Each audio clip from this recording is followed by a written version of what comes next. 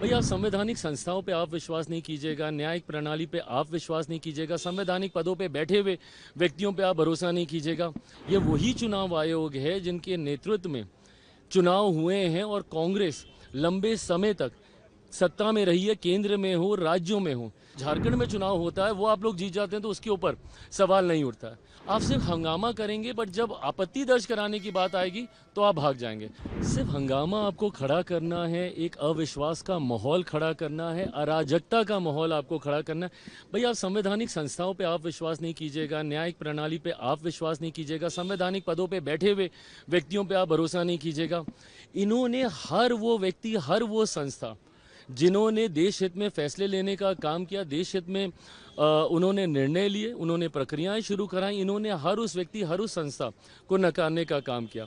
आज जिस उपराष्ट्रपति को लेकर इनके दिल दर्द जो इनके दिल में उठता है, ये वही हैं जिनके यहीं मकर द्वार पे, जिनका मजाक ये लोग उड़ाते थे, जिनकी मिमिक्री ये लोग करने का काम करते थे।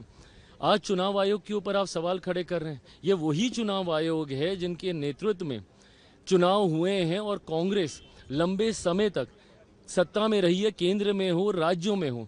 भाई जिस दिन आप पूरा पावर पॉइंट प्रेजेंटेशन आप अपना कर रहे थे और आप कर्नाटका का जिक्र कर रहे थे, अगर आपको याद ना हो तो कर्नाटका में आप ही की सरकार है और जिनकी धांधली आप दिखा रहे थे, इन्हीं वोटरों ने चुन के आपकी सरकार को वहां पे बनाया।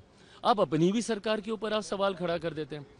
हकीकत है चुनाव आयोग एक स्वतंत्र संवैधानिक संस्था है। आप क्यों गए थे इनके पास शिकायत करने?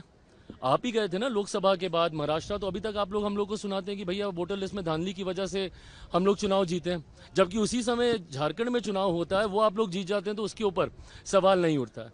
और अगर इतनी ही शिकायत है, बिहार में यात्रा पे निकले हैं ये दोनों लोग, अगर ये दो लोग, अगर इतनी ही चिंता है और अगर इतनी ही धांधली हुई है और अगर आपके पास इतने ही पावर पॉइंट प्रेजेंटेशन जो आप कर रहे हैं, तो एक बार एक ऑफिशियल एक अपील तो डालिए, वहां पे आपत्ति तो दर्ज कराइए।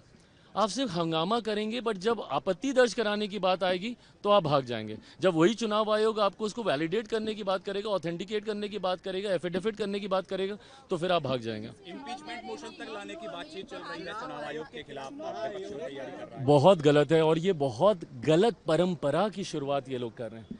विपक्ष की भूमिका ऐसे नहीं होती है भाई। अगर कल को अगर आपके हिसाब से नहीं होगा तो आप इस तरीके से आप संवैधानिक पदों पर बैठे हुए लोगों को, संस्थाओं को आप कटघरे में लेके जाने का आप काम करेंगे।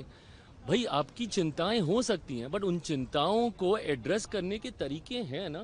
अगर आपको लग रहा है कि भाई आपके वोटर्स के नाम उसमें कट गए, अगर एक बार के लिए मैंने मान भी लिया कि भैया कोई त्रुटि हो रही है, तो आप उसके लिए आपत्ति दर्ज करा सकते हैं। तीन तीन जगहों पे, तीन तीन मौके ऐसे हैं जहां पे आप अपील दर्ज करा सकते हैं। आपके बीएलए क्या कर रहे हैं भैया? बीएलओ पे अगर आपको विश्वास नहीं था तो आपके बीएलए क्या कर रहे हैं? और मुझे समझ के परे कि आप जब पार्लियामेंट नहीं चलने देते, इसमें सरकार का क्या लेना देना? ना हम लोग 3 में ना 13 में। आप चुनाव आयोग के पास आप गए, आपको चुनाव आयोग से शिकायत थी कि भाई धांधली हुई है, तो धांधली को रेक्टिफाई करने का यही तो प्रोसेस है, और कैसे किया जाएगा।